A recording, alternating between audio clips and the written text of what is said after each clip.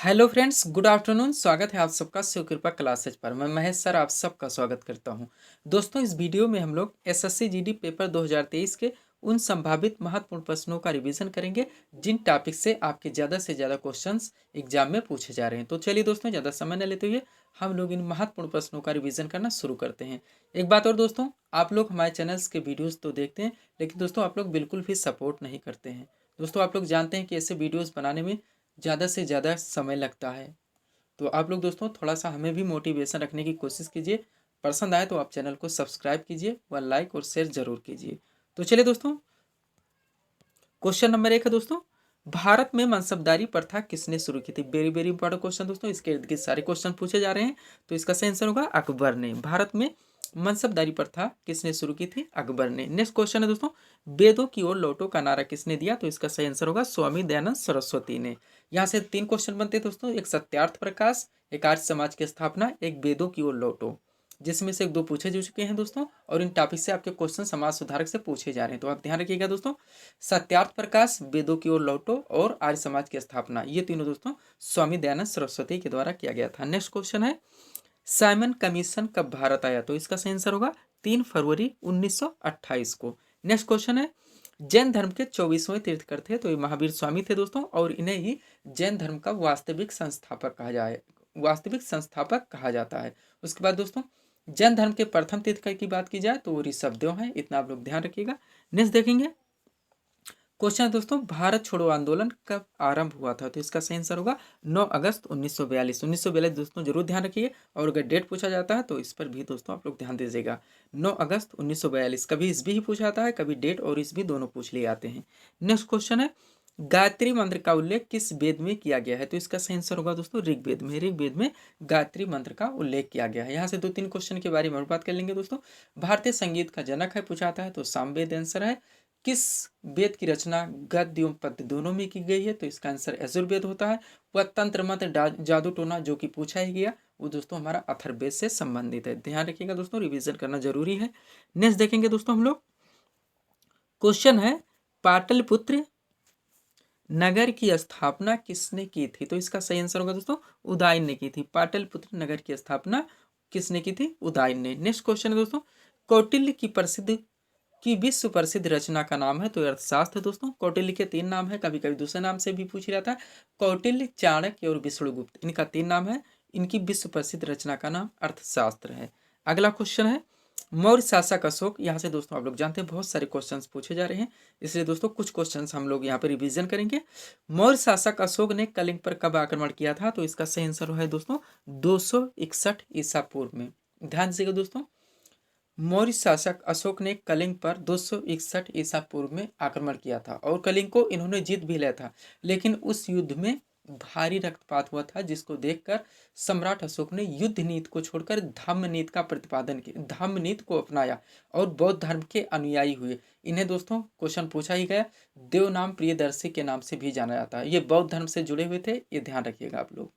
उनके शिलालेख के बारे में दोस्तों, इनके टोटल 13 शिलालेख हैं। 13वें शिलालेख में इनके कलिंग युद्ध का वर्णन है। 13वें शिलालेख में इनके कलिंग युद्ध का वर्णन है। और उनके शिलालेखों को पढ़ने का जो श्रेय प्राप्त हुआ दोस्तों, वो जेम्स प्रिंसेप को हुआ था। इतना आप ध्यान रखेंगे तो क्वेश्चन पूछे जाएंगे, आप लोगों के कवर हो जाएंगे। नेक्स्ट क्वेश्चन है, इक्तादारी प्रथा किसने प्रारंभ की थी? तो इल्तुतमिश द्वारा प्रारंभ किया गया था इक्तादारी प्रथा। नेक्स्ट क्वेश्चन है दोस्तों, भारतीय संविधान में नागरिकों के मूल अधिकारों का वर्णन है? तो अनुच्छेद 12 से लेकर अनुच्छेद 35 तक है। इससे क्वेश्चन हर शिफ्ट में आ रहे हैं दोस्तों। 12 से 35 भारतीय संविधान में मूल अधिकारों का वर्णन है, आप लोग ध्यान रखिएगा। और ये संविधान के भाग 3 में आता है, जिसमें 12 में राज्य की परिभाषा दी गई, ये भी पूछा गया। 14 से 18 पहला समानता का अधिकार, उसके बाद स्वतंत्रता का अधिकार दोस्तों। स्वतंत्रता के बाद दोस्तों शोषण के विरुद्ध अधिकार, उसके बाद संस्कृति तथा शिक्षा संबंधी अधिकार, फिर धार्मिक स्वतंत्रता का अधिकार, और लास्ट में है संवैधानिक उपचारों का अधिकार। उसके बाद 35 के बाद दोस्तों 36 से चालू हो जाता है राजकीय नीति निर्देशक तत्व, जो कि 51 तक चलता है। संविधान का भाग 4 है, और भाग 4 में ही 51 में दोस्तों मौलिक कर्तव्य दिया गया है, जो कि बार बार पूछा गया। प्रारंभ में इनकी संख्या 10 थी, अब 11 हो गए हैं, जो कि 42वें संविधान संशोधन 44 दोस्तों 86वें संविधान संशोधन के द्वारा जोड़ा गया। कौन सा संविधान? 86वें संविधान संशोधन के द्वारा मौलिक कर्तव्यों की संख्या 10 की बजाय एक बढ़ा के 11 की गई। और ये दोस्तों स्वर्ण सिंह समिति की संस्तुतियों के द्वारा लागू किया गया था, जो भी पूछा गया। और इसी में दोस्तों एक ध्यान रखिएगा, जो डीपीएसपी हमारा आर्टिकल 40 है वो दोस्तों राज्य में या केंद्र में दोस्तों पंचायती राज प्रणाली अपनाने का प्रावधान करता है या अनुमोदन करता है। इतना आप लोग ध्यान रखेंगे। जैसे जैसे क्वेश्चन आएंगे दोस्तों हम लोग उसके बीच में बात करते रहेंगे। आगे चलते हैं दोस्तों। क्वेश्चन दोस्तों, राज्य में राज्यपाल की नियुक्ति द्वारा की जाती है, तो इसका सही आंसर होगा राष्ट्रपति के द्वारा। राज्य में राज्यपाल की नियुक्ति राष्ट्रपति के द्वारा की जाती है और ये राष्ट्रपति के प्रसाद पर्यंत यानी विश्वास जब तक प्राप्त होता है तब तक राज्यपाल अपने पद को धारण करते हैं। अगला क्वेश्चन है, भारत के किस राज्य में विधानसभा सदस्यों की संख्या सर्वाधिक है, तो ये उत्तर प्रदेश में है। अगला क्वेश्चन, सोमनाथ मंदिर को किस मुस्लिम आक्रमणकारी ने लूटा था, तो महमूद गजनबी ने लूटा था। अगला क्वेश्चन, भारत के नियंत्रक एवं महालेखा परीक्षक यानी कि CAG controller and editor general बार बार पूछा जाता है दोस्तों, परीक्षक की नियुक्ति कौन करता है, तो राष्ट्रपति के द्वारा की जाती है। अगला क्वेश्चन, सिजदा एवं उपबोस प्रथा किसने चलवाई थी, तो ये बलबन के द्वारा चलवाया गया था, सिजदा एवं उपबोस। अगला क्वेश्चन दोस्तों, भारतीय संविधान के अनुसार अवशिष्ट अधिकार किसके पास है, तो ये केंद्र के पास है। अवशिष्ट अधिकार आप लोग सुने दोस्तों, एक संघ सूची, एक राज्य सूची, एक समवर्ती और लास्ट में अवशिष्ट। संघ में दोस्तों भारतीय संसद को पूरा हक है कानून बनाने का, राज्य सूची में राज्य की विधायिका को है। उसके बाद दोस्तों समवर्ती सूची में दोनों का अधिकार है, लेकिन अगर संसद के द्वारा बनाया गया कानून और राज्य की विधायिका के द्वारा बनाया गया कानून में कोई भी विवाद उत्पन्न होता है तो संसद द्वारा बनाया गया कानून मान्य किया जाएगा। एक क्वेश्चन बनता है दोस्तों, बार बार पूछा जाता है, शिक्षा को किस अनुसूची में रखा गया है, तो ये समवर्ती सूची का विषय है, यानी कि इस पर राज्य सरकार व केंद्र सरकार दोनों कानून बना सकते हैं। ये अवशिष्ट है दोस्तों, यानी जो विभाग किसी के पास नहीं है यानी राज्य के पास नहीं है ऐसा कह सकते हैं, वो सारे जैसे दोस्तों केंद्र के पास माने जाएंगे। नेक्स्ट क्वेश्चन है हमारा, राज्य लोक सेवा आयोग यूपीपीएससी आप लोग जानते हैं, जैसे हमारे यहाँ ऐसे पीएससी पब्लिक सर्विस कमीशन जो लोक सेवा आयोग है दोस्तों पूछा जा रहा है, इनके सदस्यों की नियुक्ति कौन करता है, तो ये राज्यपाल करते हैं इनके सदस्यों की नियुक्ति। अगला क्वेश्चन देखेंगे दोस्तों हम लोग, क्वेश्चन है हमारा, भारत में राष्ट्रीय आय की गणना का कार्य करता है, तो कौन करता है दोस्तों, सीएसओ करता है, यानी केंद्रीय सांख्यिकीय संगठन। थोड़ा सा ध्यान दीजिएगा, कहीं कहीं लिखा मिल जाता है राष्ट्रीय सांख्यिकीय संगठन, तो केंद्रीय और राष्ट्रीय दो है, केंद्रीय सांख्यिकीय संगठन आपका सही उत्तर होगा।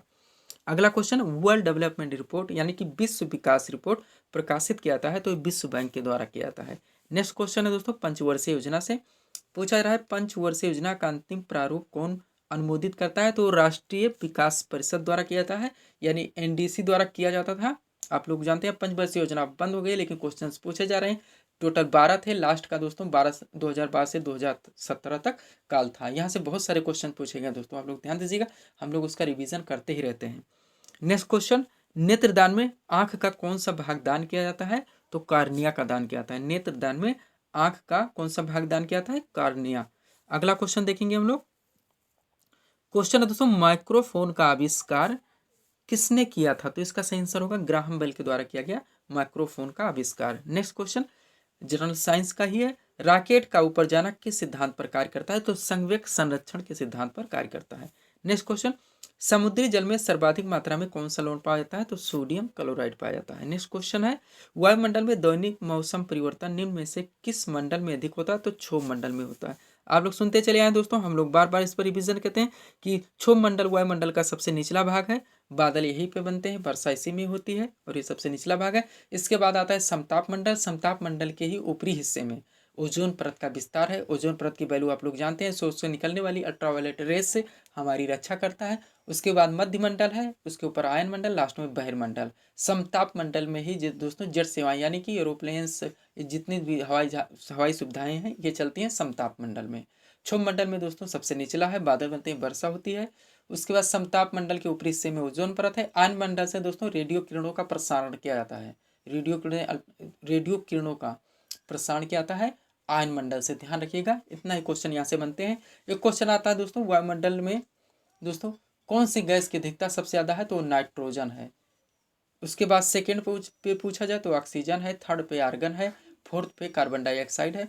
उसके बाद नियान, हीलियम, क्रिप्टॉन, जेनान, ओजोन वगैरह वगैरह और सारी गैसें हैं। अगला क्वेश्चन, बंगाल में स्थायी बंदोबस्त किसने लागू किया था, तो लॉर्ड कॉर्नवालिस ने किया था। नेक्स्ट क्वेश्चन, अहमदिया आंदोलन के प्रवर्तक थे तो मिर्जा गुलाम अहमद थे। नेक्स्ट क्वेश्चन है दोस्तों, मुद्रा राक्षस नामक पुस्तक के लेखक कौन थे तो विशाख दत्त हैं। नेक्स्ट क्वेश्चन, अशोक ने कलिंग पर कब आक्रमण किया था, जैसा हम लोगों ने चर्चा ही किया 261 ईसा पूर्व में। और लास्ट क्वेश्चन है दोस्तों, गुप्तकालीन नवरत्न किसके दरबार में थे तो चंद्रगुप्त विक्रमादित्य के दरबार में थे। चंद्रगुप्त विक्रमादित्य दोस्तों इनका नाम पड़ा, ये चंद्रगुप्त द्वितीय हैं, इन्हीं को दोस्तों नाम पड़ा, आप लोग जानते ही हैं। तो ये थे दोस्तों हमारे आज के महत्वपूर्ण प्रश्न जिसको हम लोगों ने यहाँ पे रिवीजन किए, जो हमारे टॉपिक्स की दृष्टि से दोस्तों काफ़ी महत्वपूर्ण है और इन टॉपिक्स के इर्द गिर्द ये सारे क्वेश्चन दोस्तों पूछे जा रहे हैं। तो दोस्तों इसी तरह के वीडियोस के लिए आप हमारे चैनल शिव कृपा क्लासेस से जुड़े हुए चैनल को सब्सक्राइब करें ताकि हमारे द्वारा दिए जाने वाले सभी वीडियोस आप क्रम से सबसे पहले देख सकें। तो मिलते हैं दोस्तों हम अपने अगले वीडियोस के साथ। Thanks for watching.